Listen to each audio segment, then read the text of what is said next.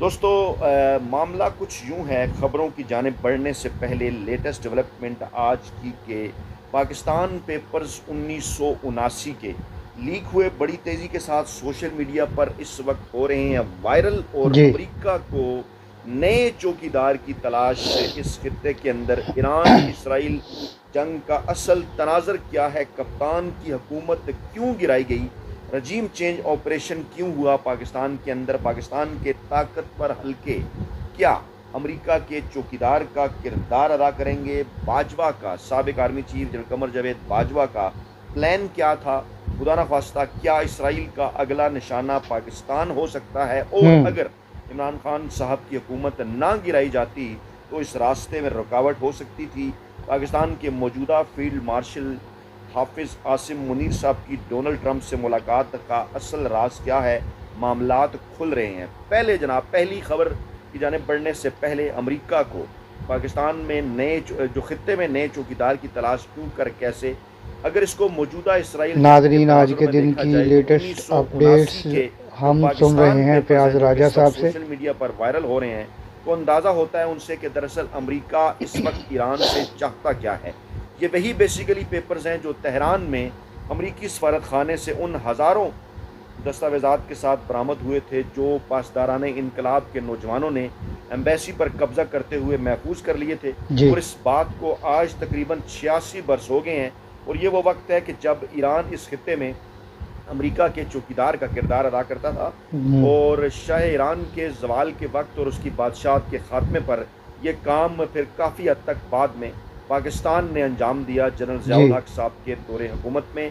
और दोस्तों, मैं इसकी तफसीलात आपके सामने रख रहा हूँ, डाट्स को आपने कनेक्ट करना है।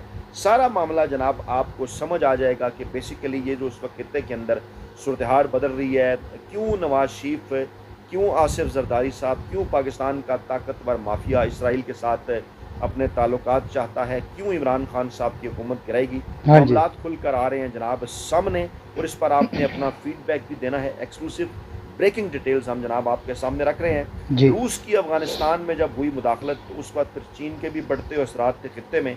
अमरीका को उस वक्त खत्े में एक कोई जो है वो बज़ाहिर काबिल एतमाद साथी नज़र नहीं आ रहा था।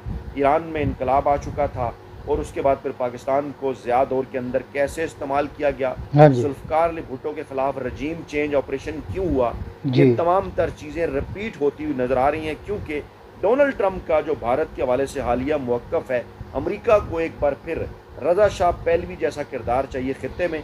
और इसीलिए अब ईरान के अंदर जो है वो रजीम चेंज ऑपरेशन की जो बातें हैं वो मेरे दोस्तों ज़ोर पकड़ रही हैं। जी। ईरान में कोई तब्दीली आती है या नहीं, ना होने के बराबर है इस बात का इम्कान। और अब से थोड़ी देर पहले इस किस्म की इत्तलात हैं कि जो सुप्रीम लीडर हैं खामनई, उन्होंने उनके मुतल्लिक दावा किया जा रहा है कि मुमकिना तौर पर अपने 3 जो है वो नए नाम उन्होंने दे दिए हैं कि जनाब आगे चलकर उनके बाद मामलात को कौन देख सकता है, कौन जनाब जो है वो उनका जानशीन हो सकता है। जी। और इस वक्त जो सारा जोर है वो ईरान का जो न्यूक्लियर प्रोग्राम है उसको ख़त्म करने के ऊपर है। हाँ जी। मगर ये जो है वो मुज़ाकरात चल रहे थे अमेरिका और ईरान के दरमियान, इसराइल पर हमले के बाद ये सारा मामला वहीं जनाब ठप हो गया है। और इस वक्त इसराइल और अमेरिका जो हैं वो जनाब बहुत कुछ सोचने के ऊपर मजबूर हो गए हैं। क्योंकि इस बात का इम्कान नहीं ज़ाहिर किया जा रहा था कि इस तरह से रद्द अमल आएगा ईरान की जानिब से, इस तरह से मुस्लिम दुनिया जो है वो उठ खड़ी होगी। जी। और एक ऐसा मुल्क जो 40 साल से तकरीबन इक़्तिसादी पाबंदियों में रहा, उसका जो मुकाबला है उसकी जानिब से दुनिया पूरी का मुकाबला करना खासा हैरान कुन है। और ऐसे जी। हालात में अब ये कोशिश की जा रही है कि रजीम चेंज ऑपरेशन की तरफ मामलात जाएँ। पाकिस्तान के साथ आप इसको कनेक्ट करें। पाकिस्तान के अंदर भी रजीम चेंज ऑपरेशन इसीलिए हुआ था, आपको याद होगा कि इमरान खान साहब ने जी बिल्कुल, अमेरिका को बहुत अच्छी अड्डे तरह देने याद से है। इनकार किया था। इस वक्त भी सोशल मीडिया पर इस किस्म की खबरें गर्दिश हैं। हमारे पास डेफिनेटली कोई ऐसी चीज़ मौजूद तो नहीं, कोई कन्फर्म इत्तलात तो नहीं। भारतीय टीवी चैनल्स भी और कुछ उनके वीलागर्स भी इस किस्म की चीज़ें कर रहे हैं। कुछ लोग ये हाँ दावा जी। कर रहे हैं कि अमेरिका को बलूचिस्तान के मुख्तलिफ इलाकों के अंदर जो हैं वो अड्डे दिए जाएंगे, जिसमें नेवल एयर बेस भी है, दीगर जो है कुछ अड्डे भी हैं। ये तमाम तर चीज़ें क्यों की जा रही हैं, क्या ईरान के ऊपर नज़र रखी जाएगी? लोग ये क्यों दावा कर रहे हैं कि खुदा न खास्ता पाकिस्तान को एक बार फिर अमेरिका की फ्रंट लाइन स्टेट बनाया जाएगा, उसी तरह जैसे 2001 में बनाया गया, जिसकी मुसलसल इमरान खान साहब जो हैं वो मुखालफत करते हैं रहते ये हैं। जंग हमारी नहीं है। क्या ये आग पाकिस्तान के अंदर लगाने की साजिश है, कोशिश है? अब इस पर सवाल उठ रहे हैं, आपको भी सवाल उठाना होगा, कमेंट बॉक्स के अंदर अपनी राय देना होगी, क्योंकि 1979 के जो पाकिस्तान पेपर्स हैं, जो मैंने डिटेल स्टडी किए, उनके मुताबिक खासा दबाव था पाकिस्तान के न्यूक्लियर प्रोग्राम तर्क करने पर उस वक्त भी, और उस वक्त के वज़ीर आज़म जुल्फ़िकार अली भुट्टो 1977 के मार्शल लॉ से पहले, क्योंकि जुल्फ़िकार अली भुट्टो साहब ने इनकार कर दिया था जी न्यूक्लियर प्रोग्राम तर्क करने पर, और फिर उन्हें कहा गया था कि आपको हम इबरत की मिसाल बनाएंगे, और फिर बात उनके रजीम चेंज तक चली गई थी। भुट्टो मुखालिफ तहरीक के हवाले से ये पेपर्स हमें ये भी बताते हैं कि अमरीकी सफारत खाने से टेलीग्राफ एक गया कि पार्टीज अवर, जिसका बहरहाल भुट्टो ने भरपूर जवाब दिया पार्लियामेंट में भी और पिंडी बाजार में भी कि पार्टीज नॉट अवर। आपको याद होगा कि जी सुहेल बड़ाइच जैसे किरदारों ने इमरान खान साहब के दौरे हुकूमत में भी इस किस्म के कालम लिखे, जब इमरान खान साहब के खिलाफ रजीम चेंज ऑपरेशन हो रहा था, जी जब इमरान खान साहब बार बार वो पेपर लहरा रहे थे, बता रहे थे उस वक्त के पाकिस्तान के ताकतवर हल्के जनरल बाजवा, पाकिस्तान के आर्मी चीफ क्या कर रहे थे, किस तरह से इमरान खान साहब ने सबूत दिए, जी बाद में बैनुल-अक़वामी मीडिया के अंदर भी आए कि जनाब किस तरह से पाकिस्तान के अंदर इमरान खान के खिलाफ साइफर वाला मामला, रजीम चेंज ऑपरेशन वाला मामला किस तरह से दुरुस्त साबित हो रहा है। हाँ जी इसी तरह 79 के अंदर हुआ, बाद में फिर भुट्टो साहब को फांसी भी हो गई, लेकिन पाकिस्तान की बाद में आने वाली हुकूमत ने भी मार्शल लॉ का प्रोग्राम तर्क नहीं किया। जी लेकिन फिर इससे पहले कि मज़ीद दबाव आता, रूस ने अफगानिस्तान के अंदर मुदाखलत कर दी और पाकिस्तान फिर अमेरिका की मजबूरी बन गया, अमेरिकी डॉलर्स की रेल पेल हो गई, उसके बाद एटमी प्रोग्राम भी जारी रहा। हाँ लेकिन जी इस जंग में जो हमारी मुदाखलत थी उसके असरात आज तक जनाब हम भुगत रहे हैं, और ईरान में इस हवाले से बुनियादी कोई निज़ाम में तब्दीली नहीं आई। लेकिन जैसा कि फिर इनकलाब के बाद देखने को मिलता है, ईरान के कई सरकर्दा रहनुमा अंदरूनी जंग या अख्तलाफात का शिकार हुए। उसके बाद फिर ईरानी पार्लियामान को बम धमाके से उड़ाया गया, जी स्पीकर हाशमी रफसंजानी वहाँ पर शहीद हुए। फिर ये जो भी मामला आगे बढ़ता रहा, बाएं बाजू के रहनुमा भी टारगेट हुए, उसके बाद फिर बरसा बरस क्या होता रहा, ये तमाम तर चीज़ें जनाब सामने हैं। फिर इमाम ख़मीनी का मर्ग बर अमरीका, मर्ग बर इसराइल का नारा, ये तमाम तर चीज़ें अगर आप डाट्स कनेक्ट करें तो एक एक करके चीज़ें जो हैं वो वाज़े हो जाती हैं कि बेसिकली होने क्या जा रहा है पाकिस्तान के अंदर। जी अगली जो बड़ी खबर है वो जनाब जी है कि इस्तांबुल में OIC इजलास का में वज़ीर ख़ारजा का ख़ुसूसी इजलास हुआ है।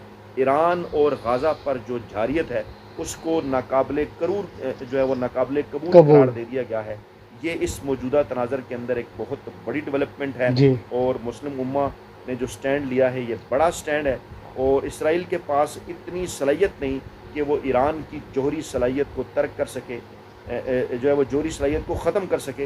ये डोनाल्ड ट्रंप साहब की स्टेटमेंट, इसके अंदर भी ये स्टेटमेंट भी मानी खेज़ है मौजूदा सूरत हाल के अंदर, क्योंकि चंद दिन पहले डोनाल्ड ट्रंप साहब कभी वो बात कर रहे थे जनाब कि मैं कुछ सालसी का किरदार अदा हाँ जी करूँगा, कभी वो बात कर रहे थे कि मैं जनाब हम ईरान के ऊपर हमला कर देंगे, लेकिन अब उन्होंने 2 हफ्ते का वक्त जो है वो मांग लिया है, और अब एक बार फिर इस मामले के ऊपर जनाब उनका यू टर्न जो है वो सामने आया है। जी तीसरी बड़ी खबर इस हवाले से क्या है वो ये कि जब ट्रंप का ये बयान आया सामने तो उसके बाद ईरान इसराइल तनाज़ा मज़ीद बढ़ा तो किसी के कंट्रोल में नहीं रहेगा। UN सेक्रेटरी जनरल ने जनाब इसको इसके ऊपर ख़बरदार कर दिया है हाँ जी और कहा है कि आलमी सफारती कोशिशें तेज़ की जाएँ और फौरी जंग बंदी कराई जाए।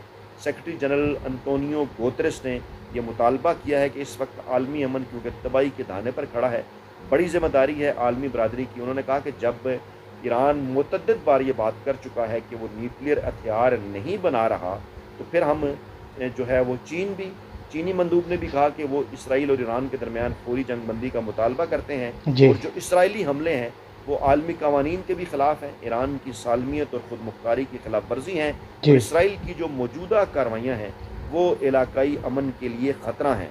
रूसी मंदूब ने भी ये बात की कि ईरान और नाजरीन, इसराइल के अगर दरमियान आपको ये फौरी वीडियो जंग बंदी की पसंद आ जाए, रही हो तो इसको इसराइल लाइक ईरान कीजिएगा तनाज़ा और में हमारे अक़वाम चैनल को मुत्तहिदा अपनी सब्सक्राइब ज़िम्मेदारियाँ कीजिएगा। पूरी करे।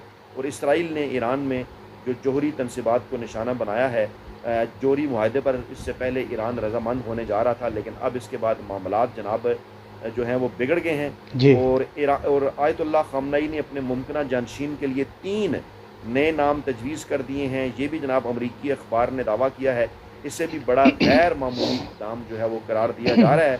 और इसमें जो है, क्योंकि उनके बेटे मुश्तबा का नाम इसके अंदर शामिल नहीं, जी। जो कि आलम दीन है, पासदानारान इनकलाब के जो है वो करीब समझे जाते हैं, हाँ जी। उनका नाम जनाब इन नामों के अंदर शामिल नहीं। ये भी बड़ी डेवलपमेंट है। तुर्क सदर का अहम तरीन बयान, अहम तरीन स्टेटमेंट, ये भी आज की बड़ी डेवलपमेंट है कि इख्तलाफात ख़त्म करके उम्मा एक हो जाए। मुसलमानों का जो इत्तेहाद है वो वक्त की ज़रूरत है। और मुसलसल ख़ित्ते में अदम इस्तेकाम है इसराइल की वजह से। जी। नेतन्याहू जो हैं वो ख़ित्ते में अमन में सबसे बड़ी रुकावट हैं। इसराइल ने पहले यमन, उसके बाद फिर लीबिया, उसके बाद फिर शाम, और अब जारियत, उन पर जारियत करने के बाद अब जनाब ईरान पर हमला कर दिया। जी। पाकिस्तान की क़यादत ने तुर्क क़यादत से मुलाकात की है।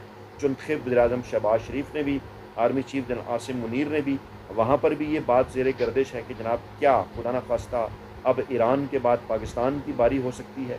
और इसराइल ने ईरानी जारियत की पुरज़ोर मज़म्मत की है और कहा है कि तुर्क अवाम ईरानी बहन भाइयों के साथ खड़े हुए हैं।